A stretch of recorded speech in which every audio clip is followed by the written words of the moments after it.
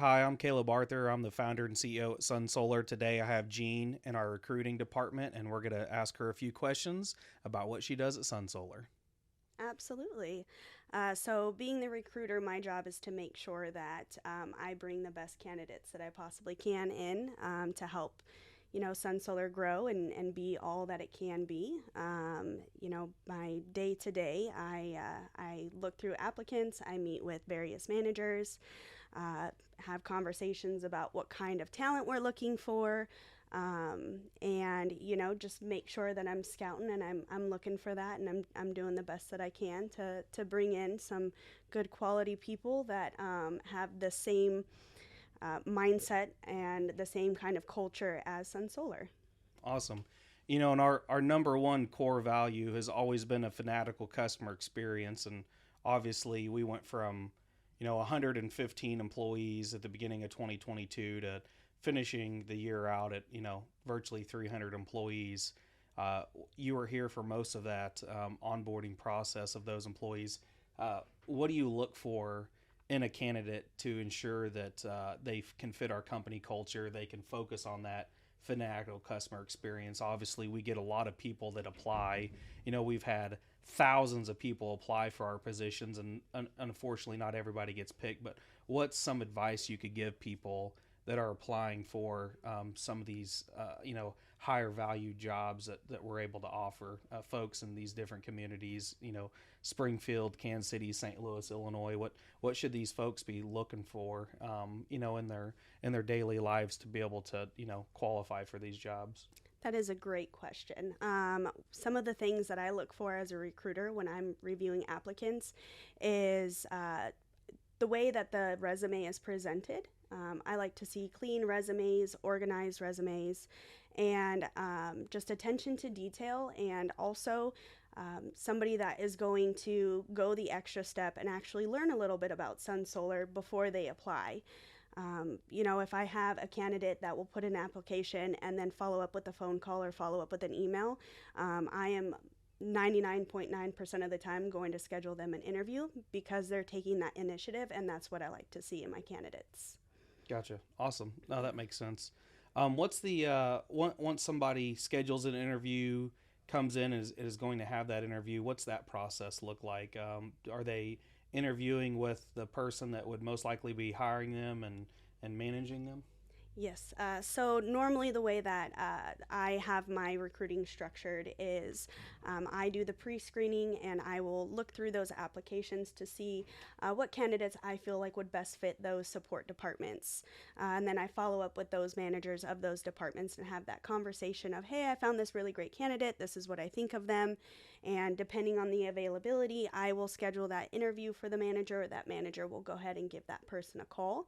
And then the manager of that department will go ahead and have that on site interview with them. That way, they can have a face to face conversation with, their possible manager, and for that manager to have that conversation with their potential new hire so they can kind of get a feel and make sure that they fit the culture and they get along well and they have the same kind of um, the same kind of mindset and goal. Mm-hmm. Um, Yeah. so normally we usually have the managers of that department go ahead and have those interviews.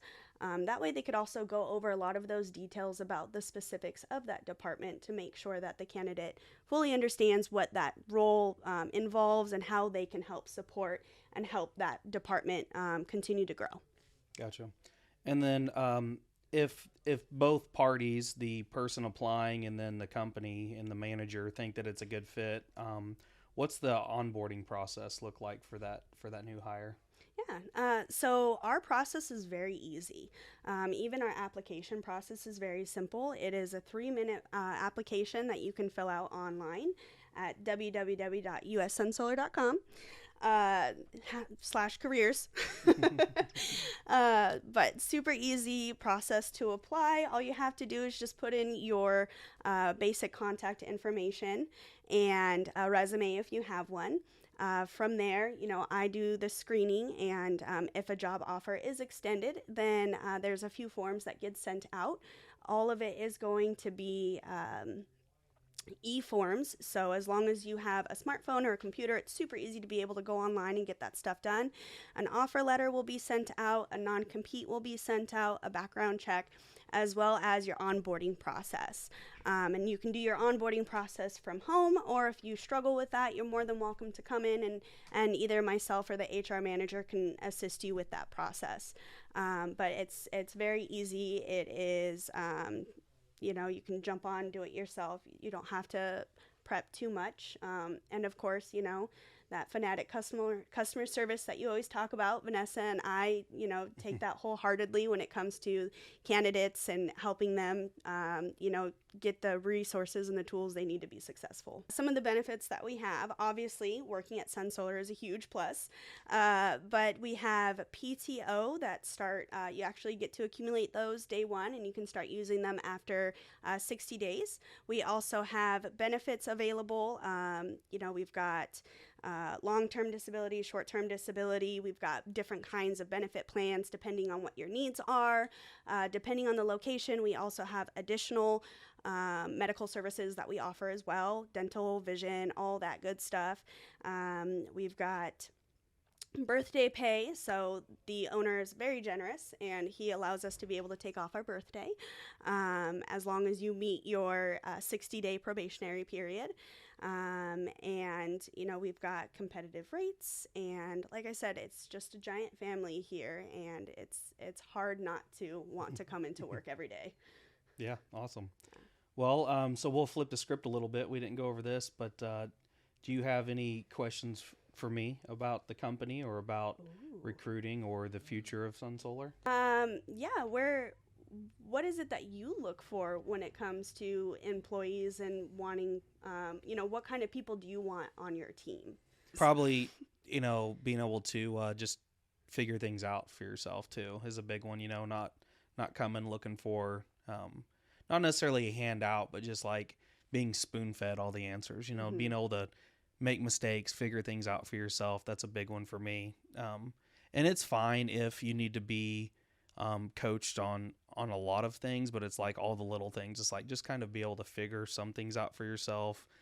Have that kind of courageous side of saying, it's okay if I don't know everything, but I'm going to be able to figure things out as I go along and just try to revolutionize some things as you enter a business, because those are the people that are really going to be able to move up and get into management and leadership positions and do different things. And it's fine if you don't want to do those things, but I think so many people in life will hold themselves back with those bad, outdated thought processes that so many generations maybe before them had of like, you're not smart enough to do that. You're not strong enough to do that. I wasn't able, my parents were never able to do that. I'm not going to be able to do that. We talked a lot yesterday about the start of Sun Solar and that I didn't have the expertise or the college degree or anything to be able to do that. And there was a lot of experts around me, and those experts aren't, really successful business owners. It's a different skill set.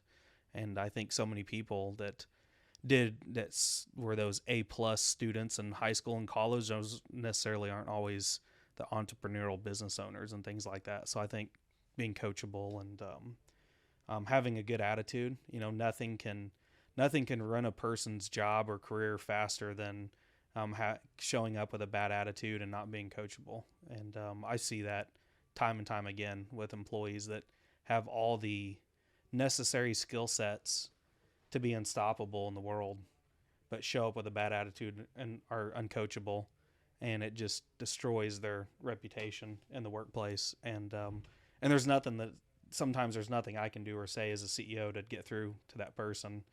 And it used to be very frustrating because I like to try to save people. Obviously, coming from a background in law enforcement and being a firefighter, I have that save people complex, and it can be very exhausting to want to save people. And but anymore, I just kind of try to live my life in alignment to show people how I want to live, and hopefully they will just kind of watch me do that and try to follow me by me leading by example. But that's a great question. So what else you got? Well, just to kind of touch bases on what you said, I really do appreciate that kind of mentality. I think soft skills are so much more important than hard skills. Yeah. And, if somebody has the right attitude, if somebody's coachable, if someone's trainable, and they have that desire and that drive, that initiative of want to learn and want to be better and do better because of the intrinsic, not because of the materialistic rewards. Those are the kind of people that you definitely want for your company and you want in your corner, because they're not doing it, for clout. They're doing it because they genuinely want it for themselves.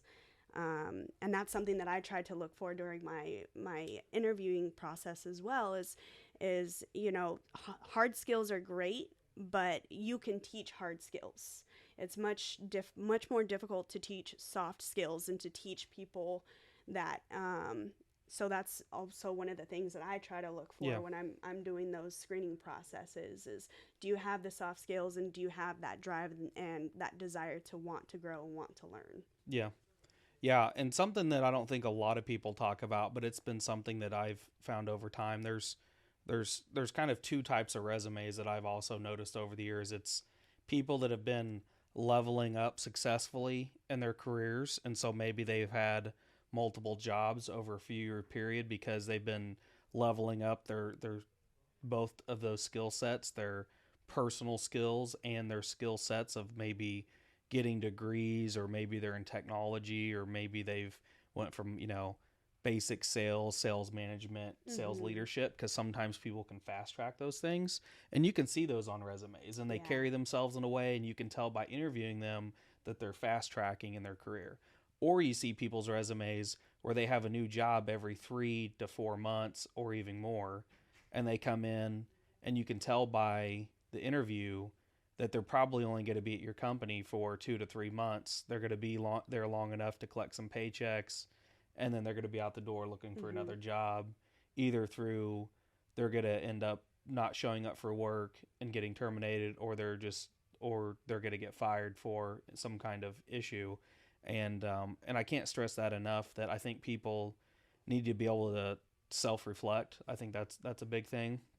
I've even struggled with that at times in my life where I think I used to think that I was always right and that a lot of other people were wrong. And I think that sometimes, and that's a hard thing to get to the point where you can self-reflect, because if you always think you're right and the world is always doing things that are, wrong to you, then how do you get to that point where you can self-reflect? But I think that if you can ever hear a piece of that message where you just constantly feel like your employers are doing wrong things to you, and every 3 months you have to go find a new job, then there's something there's a common denominator there, and there's something out of alignment in your own life that you need to take a hard look at and say, what can I do that's actually going to make me happy?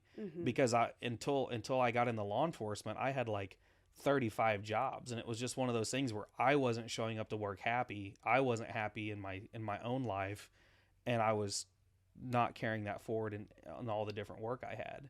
And I was just running through, and I had a horrible resume, and I wasn't showing up as my true authentic self. And I think people need to realize that it's not just about going and finding a job and trying to collect a paycheck, because if you're not truly authentically happy in where you want to go work, you're just wasting your own time and energy, that employer's time and energy, and it's not worth it for anybody, Now, it's better than just going and being on unemployment, but it's like, spend some time, do some soul searching, figure out what you want to do in life. And I tell people that all the time. It's like, I can't tell you how many employees we've taken in our company and we've put them in different departments. I don't know how many companies do that regularly, but if we see an employee suffering at our company, we will have a hard, honest conversation with them about like, hey, you obviously, this might not be your forte. Like we've given you 90 days, or we've given you 4 months, or however long it's been, and you're suffering at this job. We've given you all the training skills necessary. We've given you the coaching that you need, and this isn't working out for you. But you have good personal skills. We see that you're trying. We see that you're doing the things that we're asking you to do. You're just not having success. Maybe it's somebody we've hired in sales, and they're just not hitting the sales numbers, but they're doing everything we're asking them to do. Maybe they just don't have the skill set to close or to do whatever we're asking them. And we have moved some of those people into other departments, and they've been wildly successful. And we've had the same thing happen with where we've had installers move in the different departments. our appointment setters that we've hired. I would say one of the leading ways people have moved up in our companies in the other long-term positions, even better paying positions, is starting out in our appointment setting department. Coming in, being able to take those calls and make outgoing calls to people that are interested in going solar, setting those appointments for our energy consultants, our salespeople, and then they will go into the service departments, they'll go into the operations departments, they'll go into the other sales departments, and they'll work their way up in the company. And I can't even count. I would say out of our 300 employees, I would say 30 to 40 of those employees have moved up out of the appointment setting department. I would say that's probably one of the highest penetrating departments of moving out into other parts of the company. And it's considered kind of a more entry-level position, but even those entry-level positions like appointment setting can pay really good wages because it's hourly plus commission on setting appointments. And so we have some of those people that make really good money. Some of those people make better money than the salespeople, if they want to try. So. Yeah. And the appointment setter position too, it's a great place to start because you get that base knowledge. Yeah. You learn, a mile wide, an inch deep, I would say. In the appointment setter room, you get a good idea of what the company is about, what we do, how our processes work. So it really gives you that foundation to be able to move departments.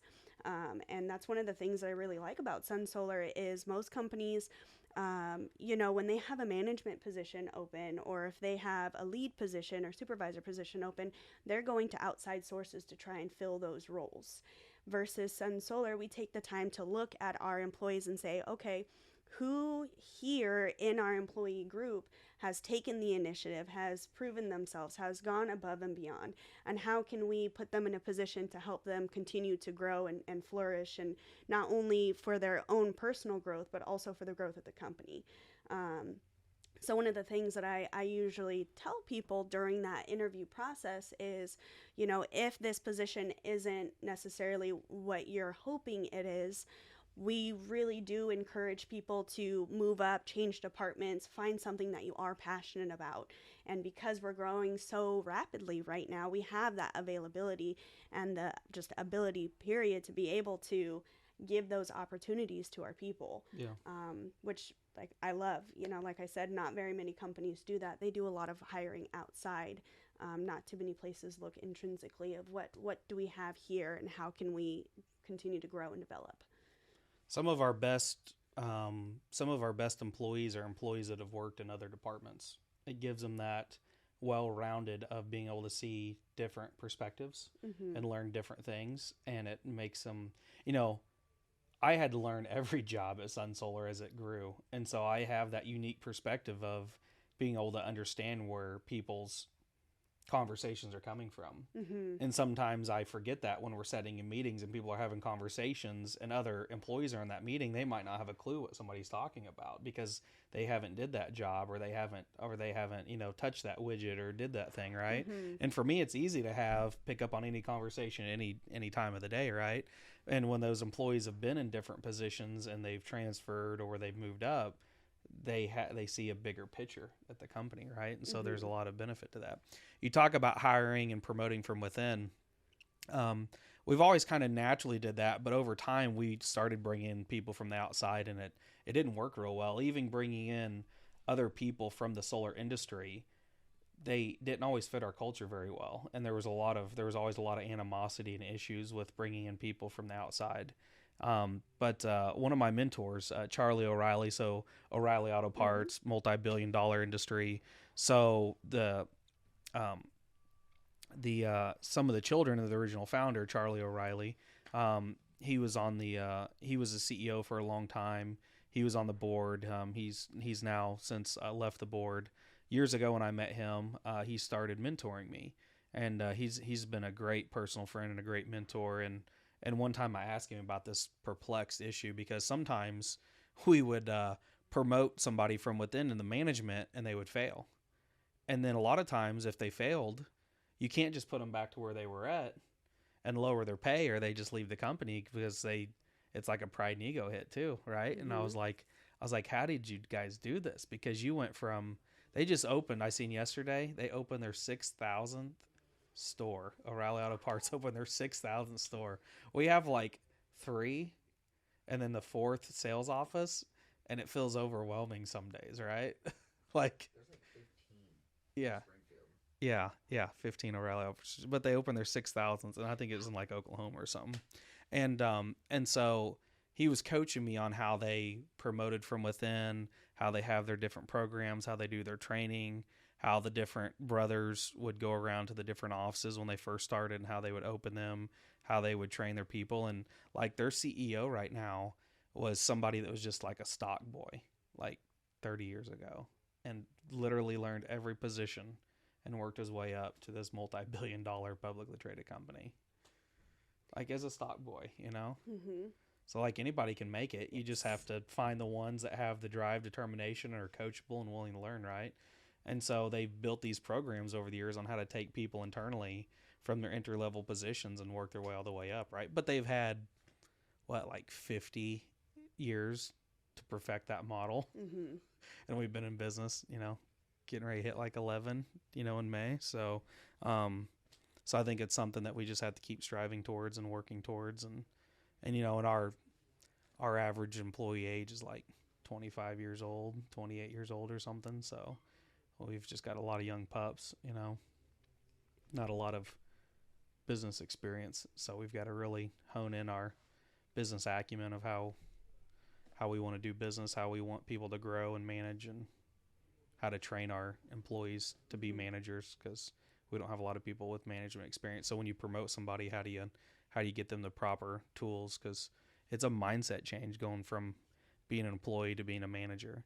And then when you go from a manager to be like a director, that's another mind shift, right? And so I had to learn how to make each mind shift, then to go to CEO and go, oh, I can't act like a manager anymore, and I can't act like a director anymore, and how to act like a CEO. So there's a mind shift every time you go through each one of those, and then how to learn that skill set, because it doesn't come natural to everybody. So Sun Solar has been in business for going on 11 years now, and it's been very successful. What is your long-term goal? Like, what do you envision when, you're ready to retire? Where do you want to see Sun Solar, and how do you want that to look culture-wise, just everything? Yeah. Well, I used to think I would retire by the time I was 30, and I'm 36, so that's not going to happen, right? And have you seen my dad? I think it's in our family. He's tried to retire how many times? You just work until you die. So I think that's probably like in our family's blood at this point. So, I first, we were just talking about this yesterday. When I first started, I wanted to be able to sell and install one job a month to provide for the family. And now we have a family of 300. We'll soon have a family of, 1,000, then a couple thousand. And really my goal, over the last 2 years was trying to figure out how to take the company public. I've seen and heard from so many, investors, from customers of their investors to people that I go speak with out in public that are investors, and there's a lot of money out in the money markets, stock markets, just people that want to invest their money in clean technology. And there's really not enough clean technology companies out there. You think of Tesla, the solar panel manufacturers, all these different companies, but they just don't want to keep putting their money in the same companies. And so they're looking for opportunity to invest in up-and-coming clean technology companies like ourselves. And so one of the things is Sun Solar obviously does financing, sales, and installs kind of on its own now. And one of the things that recently happened was Congress at the United States level, on the federal level, passed some legislation to bring back solar panel manufacturing to the United States and kind of pull that away from China, who's controlled and dominated 70-80% of that market in the United States for the last 15 years. And so what me and Pete, our CFO, and some other folks outside of Sun Solar have done is we created a group to look at bringing a United States-based solar panel manufacturer into the mix. And while Sun Solar is pretty large employee-wise, our revenue volume is kind of controlled by how many employees we can have going out and selling and installing solar panels, and that's a pretty we're kind of a construction based company because we have to go out and install these things. And while that on itself can become a publicly traded company, because you have a lot of the Vivint Sunrun companies, you have SunPro, who ADT bought, they're publicly traded. You have some of these publicly traded companies out there doing this stuff. So we can create our own pathway going that way. We also have the avenue now where we're looking at creating this company that's going to be able to manufacture solar panels. And to be able to manufacture solar panels, you can generate almost 10 times the amount of revenue that Sun Solar is currently generating with less than 200 employees. And you can do it all in one location. And then you can ship out all of those solar panels to utility scale solar companies that are going to build utility scale solar farms, to other residential solar companies. Then Sun Solar can buy its own United States based solar panels that we produce. And I think that would just kind of be the whole, that would be the whole vision for me as the CEO of Sun Solar, is to be able to, on one side, manufacture my own panels and then kind of buy them from myself and install like Sun Solar panels for Sun Solar customers. And I think that would be that was kind of my dream when I first started, but it's literally going to take like $110 million worth of investments and loans to just start a solar panel manufacturer. And 11 years ago, if you'd have said, hey, a solar panel manufacturing company is going to cost $110 million, I've been like, yeah, okay, sure, that off the list, just put it on my tab. And I'll take two. And now that I've been in business this long and have proven that that we're here to stay and that we can grow like we can sustainably, there's a lot of people in the industry, there's a lot of investors, there's a lot of bankers that know that we're a serious commodity and that they can back something like that. And so it's nice that that we're veterans in the industry that know that we can do these things. And obviously I don't know everything there is to know about manufacturing, and so that's why we went out and have some co-founders that have been in the solar manufacturing business for the last 10 to 15 years that are partnering with us on it. And then of course Pete, our CFO, he owned a manufacturing business for over a decade and was very successful with it. And he had sold that business right when he came to work for us. And so that's kind of the ace in the hole for us, is that our current CFO he knows a ton about manufacturing. And I didn't even hire him under the pretense that we were going to try to do solar manufacturing. We had no clue that the United States Congress was going to pass all this legislation that try to bring manufacturing back. And so, being able to have that company, Sun Solar, taking these things public, obviously whenever a company can go public, that gives the employees the competitive advantage of being able to look at getting shares of a company. You can bonus employees with shares, you can give out shares, and then employees can participate in something like that. And for the longest time, I just thought, how can I get my employees to participate in something more than just being able to take a paycheck? How can they get a bite at the apple? Because obviously at some point, there'll be some kind of legacy to where it'll pass down to my children. There'll be a buyout. There'll be something that happens down the road. I don't foresee that happening anytime soon, just because of the hardest part when you own a business is knowing the right time to get out of it. And the problem is when your business is growing rapidly, if you sell too soon, then you leave all that value out there. But the other problem is that if you don't build your legacy correctly, virtually every solar company in the last 3 years that I've seen sell, whoever buys them, they just kind of fall apart after that. And to me, leaving the legacy of what I want Sun Solar to be is not just to sell it, get a payout, and then just watch it crumble after that. Because I have built that hard work. Yeah, all the hard work, all the relationships I've built, everything else I've did. And so going the pathway of being able to take it public means something completely different to me, because when you take something public like that, you have to continue to grow it. You have to continue to build out that legacy, because everybody is putting their investment into it to see it continue to grow.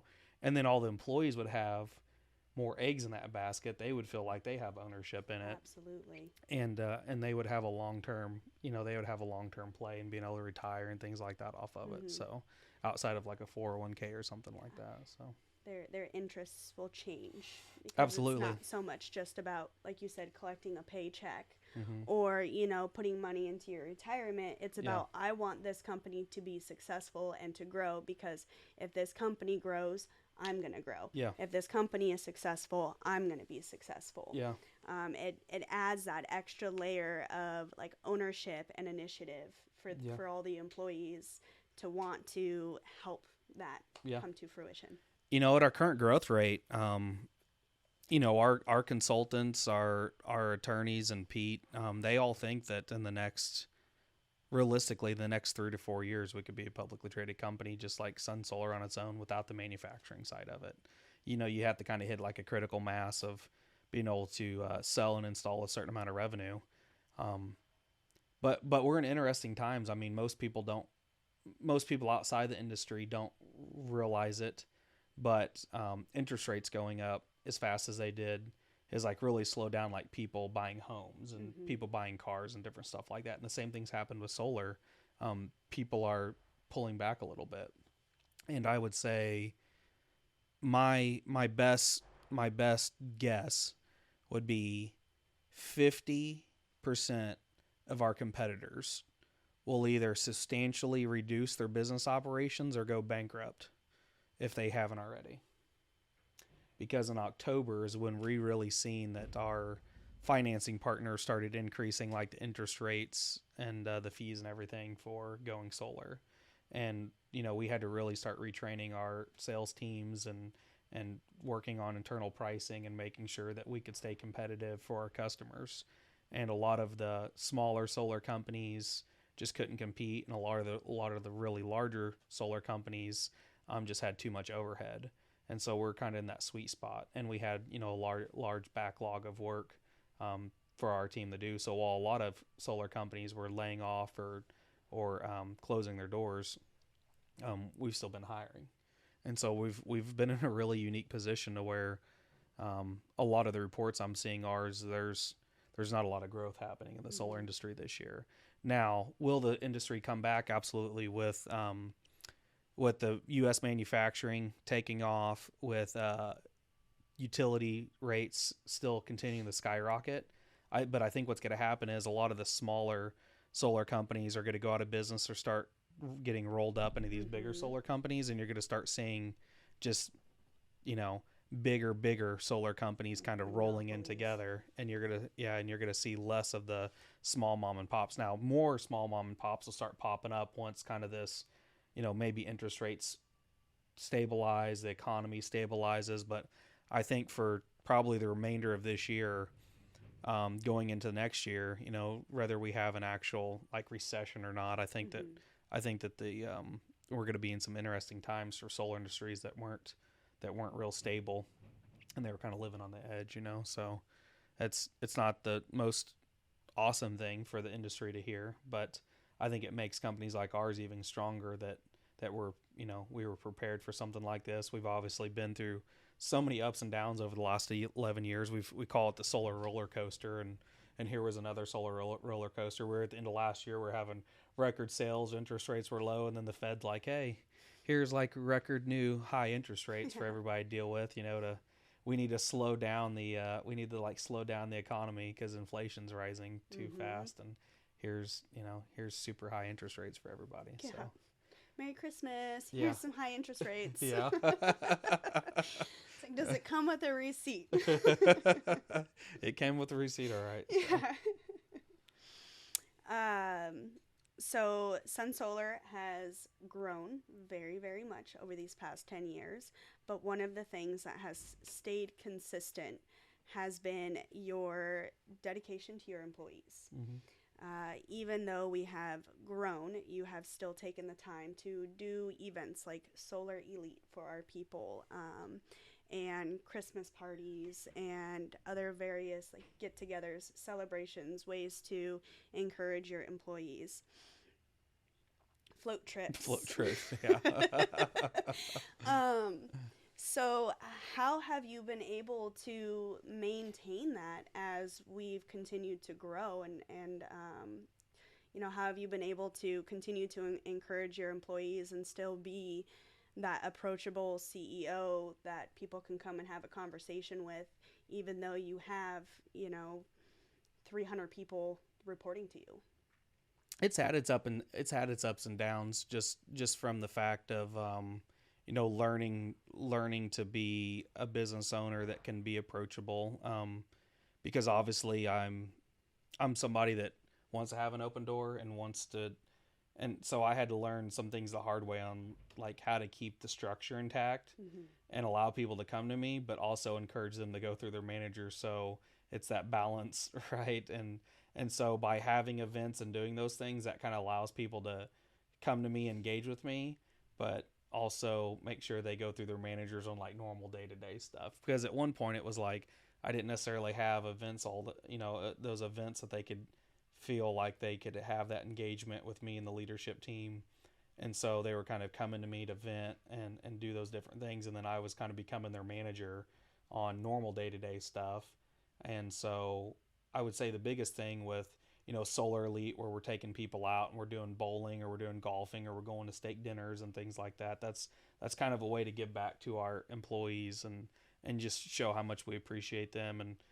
And I think the biggest thing for me is, whenever we were growing the company and we hit our first 50 employees, I really had no mid-level managers. It was just, kind of me and the leadership team and then all the employees. And I really had to learn how to kind of let go of that vine and allow people to start developing as managers and working with the employees. And one of my biggest things was learning to appreciate the fact that I could count on employees and managers to do those day-to-day job duties without me having to necessarily micromanage everybody's day-to-day job. And being able to see these people live and breathe and love the idea of my vision at Sun Solar, almost to the degree, and sometimes people near past the degree of what I even was.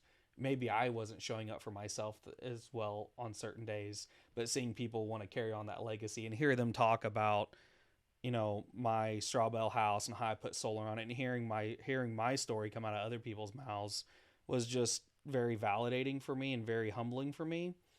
And for people to even care about my vision that much just really would make me want to wake up and drive and do special things for other people. And so even on my bad days, that's still what would drive me to want to wake up and make people feel appreciative.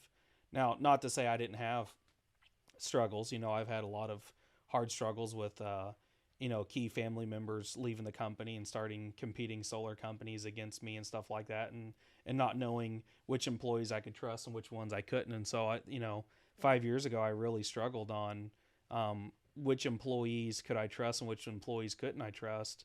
And I'll never forget my life coach shutting me down, and she challenged me to write thank you letters to all my employees, even the ones that I didn't know if I could trust or not That at gave the me time. goosebumps. Yeah.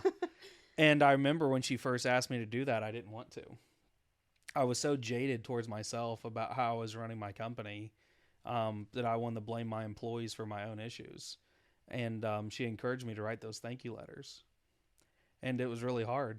But when I went through that activity and I wrote those thank you letters and I handed them out, it really softened me up and humbled me, going through that exercise. And once I did that exercise and I gave those thank you letters out, it like flipped a switch in me internally about how hard I was being on myself and how hard I was being on the employees. And I decided like that day going forward, like I didn't want to make the employees, our family members, ever feel that way again about how they were looking or feeling towards me or the company, even if I did have beefs going on with family members or other employees. That like I can't just take one situation and just paintbrush it across everybody, and that's what I was kind of doing. But I still obviously had a lot to learn as a CEO, and so, but that was a big mover for me on kind of seeing everybody with a different light. And I think a lot of times people start telling themselves stories and they can kind of get out of hand and things like that. And it was just one of those where I just needed to reframe how I wanted to look at Sun Solar and how I wanted to run Sun Solar. And, and that was the big thing for me, is just how to live in that love and appreciation of what my employees are doing. And obviously growing up as a problem solver, I'm used to searching out where the problems are at and how to fix those. And so with people, it was like, okay, you've messed up. You've made like this one mistake. And even though you've made like 50 good moves to get us where we need to be, like, you made this one mistake, I've got to point it out. I've got to fix your mistake. Right. And for me, it was more about like trying to just fix problems than it was like patting people on the back, because I wasn't used to always getting patted on the back. Like what drove me was just trying to figure out what's wrong, fix it, and move on, because I'm a problem solver. I've got the engineering mindset. And it was like, wait, like people really thrive more off of like love and appreciation. And so getting out of that like fear-based mindset of you're making mistakes, you're not doing good enough, like why can't you operate at the level I'm operating at, like all that pride and ego, fear crap. And so once I started letting that stuff go, so the version that you see of me today, since you haven't worked here very long, hasn't always been the version that has led this company. And so that's probably the biggest thing over the last 4 to 5 years of the shifts I've had is like how to lead with more appreciation towards the employees, because we wouldn't have the company we have without our employees that come in and love the company and grind. And like the security cameras that we have, like I get alerts after everybody leaves during the day is when the security cameras start sending out the alerts. And I'll see installers come back at 9:30 at night to drop trailers off and drop their colleagues off at the vehicles. And it's literally at 9:30 at night they're getting back from job sites, to drop them off. And you don't really hear those guys complaining about it. That's just that's their job. That's what they signed up for. They're happy for it. Obviously they get paid overtime, so that makes up for it some. But like if it's been a long day and they put in like a 10-hour work day and they left that morning and they come back at 9:30 at night and they've maybe driven 4 or 5 hours that day, and they're here at 9:30 at night dropping somebody off, right? And I'm already at home, and it might have been cold that day, and I'm maybe already in bed, right? And my phone beeps and I look at it, and our installers are back over here dropping their colleagues off, right? And so to have employees that are doing that for us to make the customer satisfaction thing happen, the fanatical customer experience happen, to get jobs installed, to get our backlog installed for our customers. I mean, it's like, how can that not make me feel good as the owner to see those kind of things happen, right? So that's the big thing that drives me now, is just looking for the wins wherever I can find them on a daily basis with our team members. So what advice do you have for an up-and-coming entrepreneur? You've been through the ups, you've been through the downs, you've seen the good, bad, and ugly. So what kind of advice do you have for someone who's just starting out, maybe not in this industry, but just in general, wanting to make a name for themselves? Yeah. So entrepreneurs starting out, you don't necessarily have to have it all figured out. I did not have my full business plan figured out. So mine was about finding what drives me and is passionate and is something that I'm willing to just wake up and do and enjoy. And so like solar was my hobby. It was something I was passionate about, and I didn't think it was ever going to be like a career of mine. Like looking back, I can't believe that it is something that like I'm an expert in the field of now. Like it doesn't feel real to me. Like sitting here, even having these discussions, going and like being somebody that like had the governor sign a bill into law with me and my wife and my kids standing there and doing all that stuff. Like none of that stuff even feels real. Like even looking at the pictures, I'm like, I don't even recognize myself. One, because I look older and fatter. Like when I look at this, that's not the version of myself. But it's fine. But just thinking about entrepreneurship and starting that stuff, like you don't need to go raise $10 million. You don't need to raise $10 million to start a company. You don't need to have the full business plan. you need to have the drive and determination. You can't be scared to fail. I didn't even really think about failing. I guess I was too naive to think about failing. I had my full-time insurance. I was in law enforcement. I had my law enforcement accident. I knew I needed to get out of law enforcement. I got a full-time insurance gig. I worked my insurance gig religiously. I gave them 100%. And then in my downtime as a side gig, I started doing solar. And I just mostly told Rachel, I said, whenever I've sold enough solar to pay all our bills for a year, that was my conservative mindset. I said, when we can pay our mortgage payment, buy all our food, do everything, here's our lifestyle, which at that time, I was really lucky. I only needed like $35,000 to survive for a whole year because I paid cash for our cars. I'd saved up. I only made like $9 an hour as a cop, but I always paid everything in cash, and I was a frugal saver. And I said, when we save like $35,000 and have it in the bank set aside to pay all our bills for a year, I'll quit all my stuff and I'll focus on Missouri Sun Solar is what it was at the time, and I'll dedicate my life to that. And then if it doesn't work before the end of the year's up, I'll stop doing it and I'll go find a full-time job again. And I can't fail that way. And that way I won't have debt. And after our first 2 jobs that we sold and installed, I had like 50 grand in the bank. I was like, that went fast because it happened within like the first month and a half of me starting my side gig. And I was like, there's so much money in this. There was like no overhead, tons of profit. And so that was the thing for me was just getting out there and doing it and not being scared of failure. And love my dad to death. My dad has been an integral part of my entire life, has always supported me. But when I first started solar, that was like going to be my 50th job at that point, but it was going to be, my company. And he's like, I don't want any part of it. This is risky. You're going to have solar panels on people's homes. It could catch their house on fire. You might not offset their utility bills. People could sue you. That's a big risk. I don't want any part of it. I don't think it's going to work. And this was my dad that always had my back and still has my back. But in that moment, he was like, no, don't. If you're going to do it, I'm not going to be a part of it. And I just was like, I don't give a crap. I'm going to do it, right?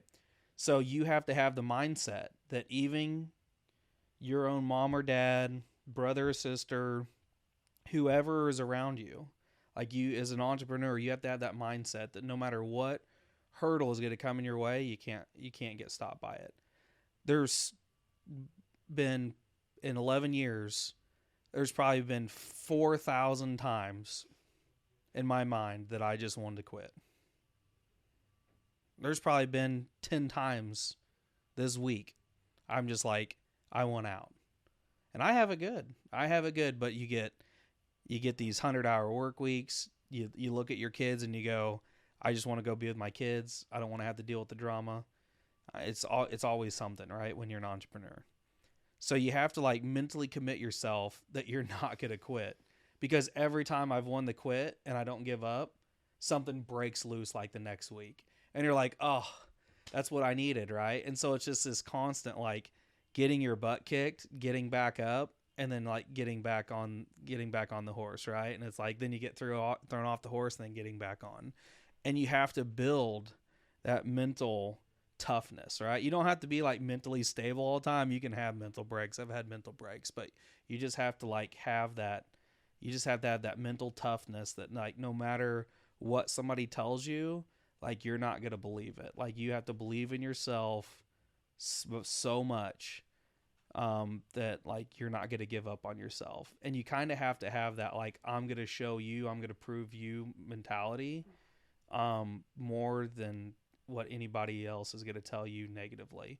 And really, if you can be in alignment with yourself, the one thing I started out with was what I'd lost over time that my life coach made me realize over time is when you're in true alignment with yourself, you're more powerful than 1,000 negative people coming at you when you're in true alignment with yourself. So as long as you can stay in alignment with yourself, everything's fine when you're an entrepreneur. But if you start second guessing yourself, if you get in too much debt, if you start making knee-jerk bad decisions, obviously the big thing for entrepreneurs now is if you're going to get in business agreements, be careful with like business partners. Obviously, the deal with my brother went south. He wasn't an owner of the company, so luckily that turned out okay. But if you're going to get in the business with family members, just have like a good exit plan. That way it doesn't run like your personal relationships with family members. It is hard starting a business by yourself. Being a CEO is like a lonely place to live because you can't really take your problems to like directors or managers below you. So you really need a mentor. And for years, I didn't have a mentor that I could really talk to about my problems, so it gets lonely. Yeah. You know, I had my mom and my dad, and they helped a lot, but they never really ran a company with 100 employees, so they had good advice, and that helped a lot. But there was times where I just felt really alone on how to make really, really hard decisions, and so. Plus, it's really hard to seek advice from family at times too, because you need that third-party perspective, Yeah. somebody that doesn't have, you know, anything tied to the situation. For sure. And even though my mom might have good advice sometimes, she would come across like my mom, and I didn't want to hear it. Yep, absolutely.